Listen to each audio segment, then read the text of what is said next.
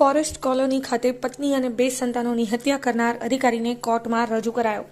Police દ્વારા આરોપી forest અધિકારી શૈલેષ ખાંભલાને પોલીસે ઝડપી પાડ્યો.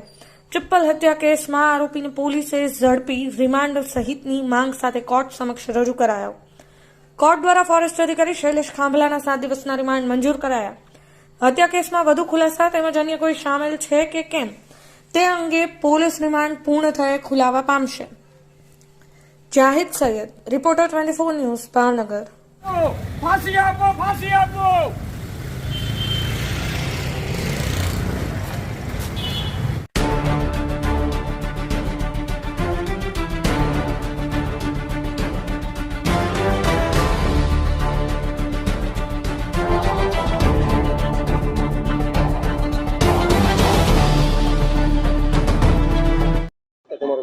ગોવિંદભાઈ રબારી.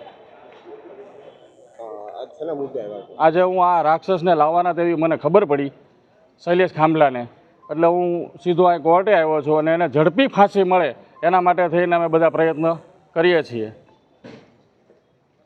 આના માટે SIT બને, ફાસ્ટ ટ્રેકમાં આનો કેસ ચાલે ને ઝડપી આને એકદમ ફાંસી મળે એવી અમારી રજૂઆત છે સમાજ વતી.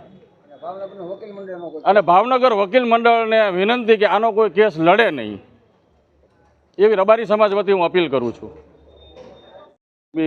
ફાંસીની સજા મળે એવી અપીલ કરીએ છીએ અમે લોકો. આમનો ગુનો એને 3 જણાને એને મર્ડર કર્યું છે, એના વાઈફનું, દીકરાનું, 3નું. એટલે આ એક આતંકવાદી કૃત્ય જેવું છે આ. એટલે આ રાક્ષસને ઝડપી ફાંસી મળે એવી રબારી સમાજ વતી હું અપીલ કરું છું.